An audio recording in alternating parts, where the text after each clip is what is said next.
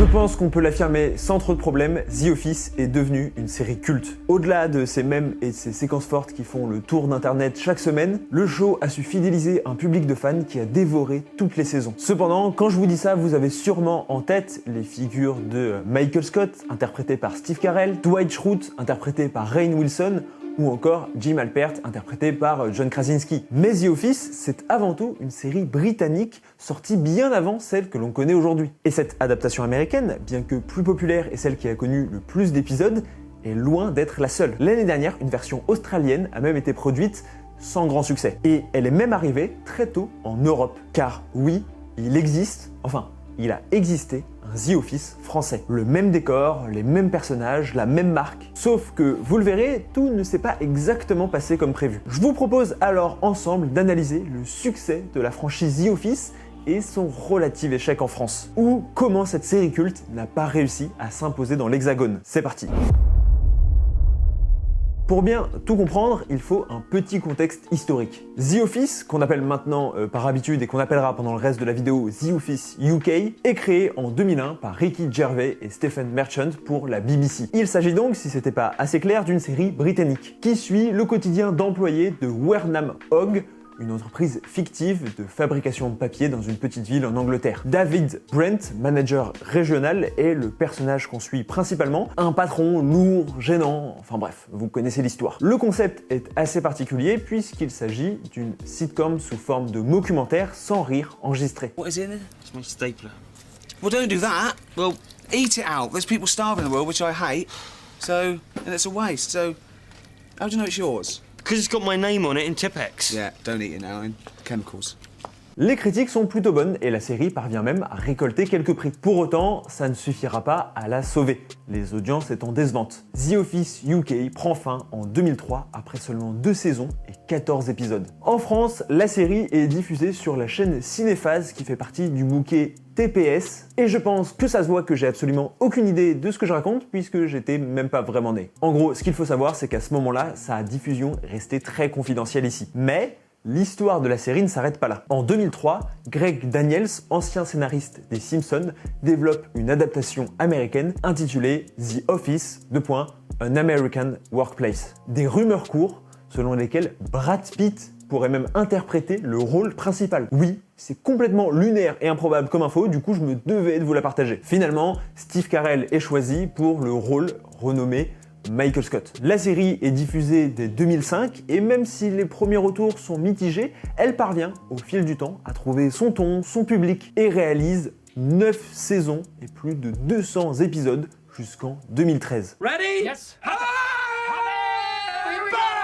God, wow! What was on that? Butter. Newborns are slippery. Nice touch. Good. Let's try that again.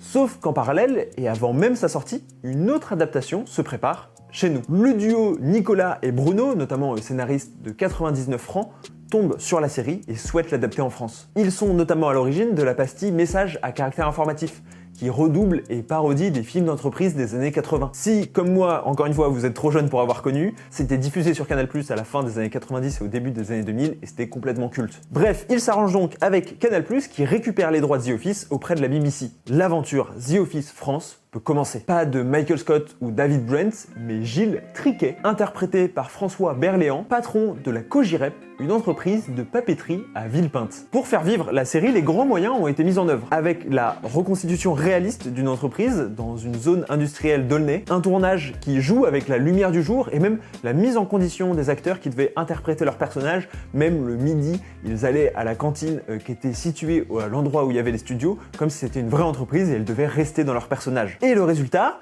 bon, chacun se fera sa propre opinion, mais personnellement, je le trouve très sympathique. François Berléand est excellent dans le rôle et offre une partition complètement différente de Ricky Gervais et Steve Carell. Et certains gags font mouche et de manière générale, l'ambiance un peu gênante, malaisante, etc. The Office est plutôt bien retranscrite. Laetitia, combien de fois je t'ai dit qu'il y avait un endroit spécifique pour tout ce qui vient du siège? Ah non, vous me l'avez jamais dit, non? Et c'est la poubelle, Letty. La tête. La série est diffusée en 2006, le jeudi à 22h sur Canal+.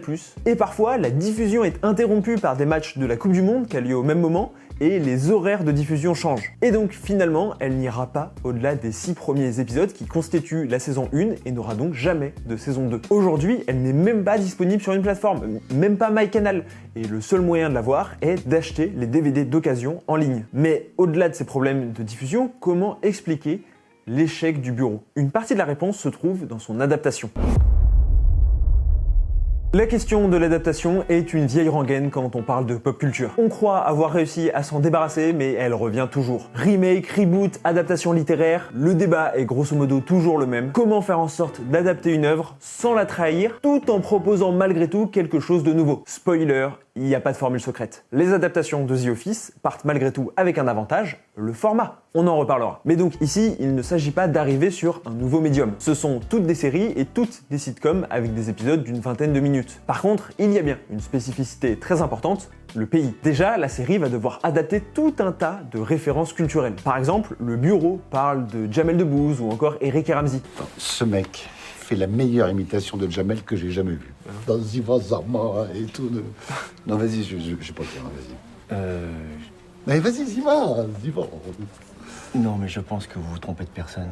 Et même si en apparence ça peut donner l'impression que c'est juste un jeu de traduction, souvent ça en révèle beaucoup plus. Le meilleur exemple est donné par Shannon Wells-Lasagne dans son article sur le sujet. Elle compare la scène où le patron, David, Gilles ou Michael, se met en scène comme un super patron dans le premier épisode. Dans la version britannique, David dit ceci. People say I'm the best boss. I go, oh, you know, we've never worked in a place like this before. You're such a laugh. You get the best out of us. And I go, you know, c'est la vie. If that's true. Excellent. Son utilisation du français est ici une forme de prétention pour montrer une appartenance fantasmée à une élite qui saurait parler français et manier la langue de Molière. La série américaine reprend la séquence mais la transforme, c'est la fameuse scène avec le mug World's Best Boss. I think that pretty much sums it up. I found it at Spencer Gifts. Ici, le gag est rendu plus explicite. Le personnage de Michael se met en avant, encore une fois, mais l'humour provient du fait qu'il dit s'être acheté lui-même cette propre tasse, et surtout qu'elle provient d'un magasin de cadeaux à très bas prix, assez ancré dans la culture américaine. Alors que dans le bureau, la séquence est gardée telle quelle par rapport à la version britannique, mais prend malgré tout un autre sens. Ils sont tous là. On n'a jamais bossé dans une ambiance pareille. Hein. T'es tellement sympa, tellement drôle. T'arrives à tirer le meilleur de nous-mêmes. Mais qu'est-ce que vous voulez répondre à ça? Non mais, je veux dire, that's life. Ici, c'est la vie est remplacé par That's Life. Et on pourrait penser que la traduction littérale donnerait le même propos, mais pas du tout. Comme l'explique la chercheuse, l'anglais va donner un côté boomer à Gilles Triquet, qui essaye de faire jeune et de parler le franglais. Une caractéristique ringarde, paternaliste, qu'on retrouve dans toute la série. Voilà par exemple le genre de déconnade qu'on fait ici. Là, tout un tas de dessins humoristiques. Là, qu'est-ce qu'il y a écrit là? J'en ai plein le cul. Bon, c'est rien de sexiste, hein, c'est un mec qui dit ça, donc... Dans leur article sur le sujet, Alexandra Bedon et Just De Bruyne reviennent sur ces différences entre les adaptations de The Office. Elle note plusieurs spécificités entre la série britannique et la série américaine. Notamment le personnage de Jim, qui est ce qu'on appelle un jock, à savoir le stéréotype du personnage athlétique aux États-Unis. C'est un mec un peu cool, qui fait du basket, etc. Alors que dans The Office UK, Tim est beaucoup plus timide, beaucoup plus silencieux, discret, en retrait, un peu comme Paul, qui est aussi l'équivalent dans le bureau. Les épisodes sont pas construits de la même manière. Dans la version américaine, le script est pensé pour avoir des petits pics narratifs juste avant les pauses publicitaires. Ce qui est pas le cas en France et en Grande-Bretagne, parce que ils en ont pas. Pareil au niveau des génériques. Le générique britannique donne l'impression d'avoir affaire à une émission de reportage, avec des plans de la ville, etc., mais aucun personnage n'apparaît. De son côté, la version américaine reprend tous les codes du générique de la sitcom avec la musique entraînante, la présentation des personnages et du casting et la fin sur le logo titre.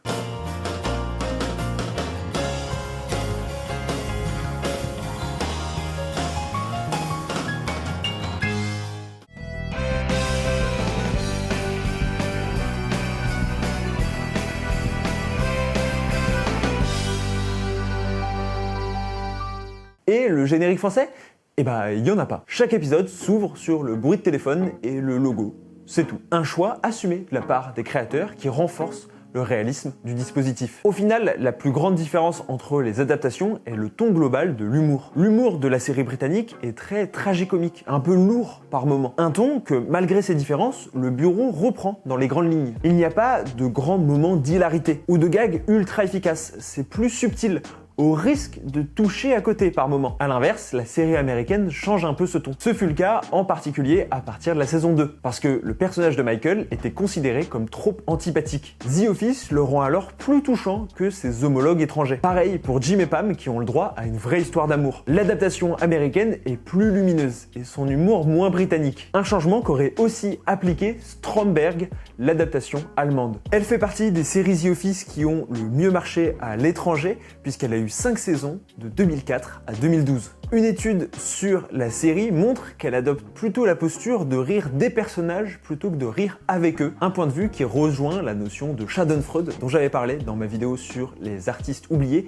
et qui, selon l'étude, plairait beaucoup aux Allemands. Et je pense qu'il est là le nœud du problème. Parce qu'en apparence, le bureau semble réussir à trouver l'équilibre avec certains changements nécessaires à l'adaptation tout en gardant la structure de la série et une certaine fidélité. Mais en s'y penchant de plus près, c'est sûrement ici que le bas blesse. D'ailleurs, n'hésitez pas à me dire si quelle est votre version The Office préférée.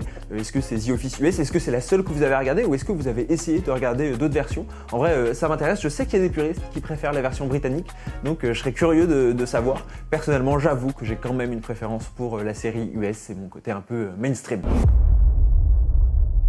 En fait, la série est tiraillée entre deux phénomènes quasi contradictoires. Dans un sens, le bureau est le fruit de la standardisation de notre culture et de l'avènement de ce qu'on appelle en télévision les formats. Le format correspond à la mise en forme d'une idée, une conception qui doit être reproductible, adaptable et identifiable. Autant dire que le format The Office remplit aisément les trois critères. Et cet avènement des formats, il est là parce que la télévision et les industries créatives ont un problème majeur, il s'agit d'économie de prototype. C'est-à-dire qu'on ne peut jamais savoir comment le produit sera reçu et donc le client, à savoir la chaîne, achète un produit avant même que ce dernier soit fabriqué, sur uniquement la base d'une promesse, ce qui représente un risque. Le format permet donc de limiter ce risque en adaptant un programme étranger. En France, on manque pas d'exemples, Love Story adapté de Big Brother, Incroyable Talent adapté d'American's Got Talent, La Nouvelle Star adapté d'American Idol, The Voice adapté de The Voice. Pendant longtemps, le marché audiovisuel français était très local et autosuffisant. Les programmes étaient fabriqués en France et pensés pour la France. Désormais, c'est plus le cas. On importe beaucoup, y compris de la fiction, qu'on va adapter. Le dernier exemple en date, c'est How to Get Away with a Murder, qui est devenu Master Crime avec Muriel Robin. En matière de criminologie, c'est la référence. Madame Arbus. Professeur Arbus, ne m'interrompez plus jamais pendant un meurtre. Le bureau fait la même chose en reprenant le format The Office, à savoir le setup dans un bureau, une entreprise de fabrication de papier, le côté mockumentaire ou le patron carrément lourd. Et donc cette idée encore une fois de format, elle s'inscrit dans un contexte industriel. Il faut créer du volume, plusieurs saisons ou le vendre à l'étranger. C'est comme ça que les producteurs génèrent de la marge. Donc voilà, je tenais à rappeler pourquoi aujourd'hui on voit de plus en plus de formats adaptés et comment le bureau entre complètement dans cette stratégie. Sauf que cette formule d'importation de format, elle fait face à un autre mouvement contraire, l'idée de proximité culturelle. Alexandra Bedon et Juice De Bruyne, dont je parlais tout à l'heure, abordent dans leur recherche l'importance du sentiment d'identité nationale dans les réceptions des différentes adaptations de The Office. Le concept d'identité nationale implique que les habitants d'un même pays ressentent une unité sur la base de leur appartenance à un espace national commun, malgré des différences culturelles et sociales qui peuvent exister au sein de la nation. Cette idée de nation, elle est importante pour comprendre l'idée de proximité culturelle. Pour Benedict Anderson, la nation, c'est une communauté imaginaire, car ses membres ne connaîtront jamais la majorité de leurs compatriotes, ne les rencontreront jamais, même n'entendront probablement jamais parler d'eux. Pourtant, un sentiment commun de communion les unit. C'est le fameux biais de proximité qui fait que les médias et qu'on se sent même plus touché quand il y a un crash d'avion à l'autre bout du monde avec des Français dedans que quand c'est uniquement des personnes étrangères. Et vous voyez probablement où je veux en venir, ça s'applique évidemment aussi au programme télé. Joseph Strobar propose alors donc cette théorie de la proximité culturelle en montrant que le public semble préférer les programmes télévisés qui sont le plus proches de lui en termes de langue, d'apparence ethnique, d'habillement, de style, d'humour, de références historiques ou même de connaissances communes sur des sujets d'actu. Pour les abonnés les plus fidèles de ma chaîne, vous vous souvenez probablement de ma vidéo sur la domination culturelle des États-Unis. J'utilisais notamment le terme de glocalisation pour désigner des contenus globaux qui s'adaptent aux spécificités de chaque pays. Et typiquement, c'est ce que The Office US a su faire. On prenait l'exemple de Jim, mais au global, la série se détache complètement dès le 2e épisode de son original. D'ailleurs, les créateurs avaient même pensé à ne pas répliquer le pilote avant finalement de s'y résoudre. Et c'est pareil pour l'adaptation en Allemagne. Au-delà du ton, tout est différent. Or, en France, le bureau reste beaucoup plus proche de la version britannique. Et je pense qu'elle est peut-être ici la raison de l'échec de cette série. Shannon Wells-Lasagne conclut parfaitement son étude. En gardant finalement le rythme et la narration de l'original et en le traduisant simplement dans une nouvelle culture, le bureau contrecarre la prémisse même de commenter la vie quotidienne des téléspectateurs et se retrouve à la place dans un no man's land culturel entre les traditions gauloises du vaudeville et l'innovation britannique du réalisme documentaire dans le genre de la sitcom que les téléspectateurs connaissent bien. Pourtant, c'était la volonté des créateurs de créer leur propre série. Par exemple, ils avaient demandé explicitement aux comédiens et aux techniciens de ne pas regarder The Office avant le tournage pour ne pas être trop influencés et ne pas faire simplement un copier-coller. D'après eux, l'objectif était d'abord de faire une première saison adaptée de The Office UK, puis de partir beaucoup plus librement dans la 2e saison. Ils avaient même comme projet de faire la saison 2 autour d'un séminaire en Afrique. Ce qui est une idée casse-gueule car sortant de l'environnement de travail, mais super intéressant en termes de proximité culturelle. La possibilité d'explorer les thèmes du colonialisme ou du tourisme de masse par le biais de ce patron ringard aurait sûrement bien plus parlé au public français. Enfin, on ne peut que regretter d'être à une ère qui ne laisse pas